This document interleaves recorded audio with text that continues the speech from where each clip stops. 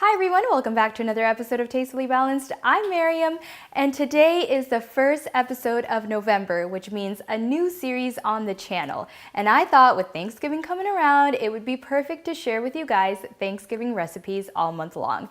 The first one's going to be an appetizer, a cute cheese ball with scallions and cranberries. You're not gonna wanna miss it out. It's absolutely delicious. So if you guys like Thanksgiving recipes, please subscribe and keep watching.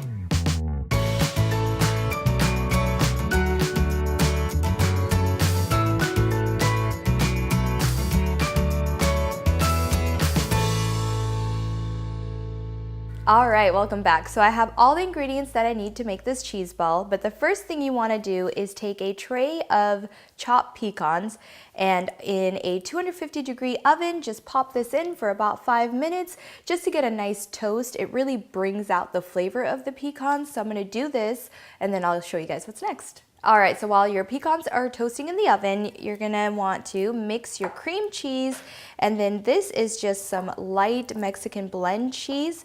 And really just mix this all together until everything is well incorporated and mixed. All right, so I just went ahead and used my hands. I just used a glove because it's just easier to mix it this way. And so now all I'm gonna do is add some cranberries, some dried cranberries. And then here I have cilantro and green onions. Just gonna add that all in and mix it together. All right, so I formed my cheese ball into a ball shape and I took out the toasted pecans. And now what I'm gonna do is just cover the entire outside of the ball with the pecans. All right, that looks pretty good. So now I'm gonna put it on this plate. And since this is going to be a Thanksgiving appetizer, I thought it would be fun to show you a way to decorate this. So I've got myself some little baby carrots that I've just chopped in half. And what I'm gonna do is kind of create feathers like a turkey. So just stick them in, kind of play around with them.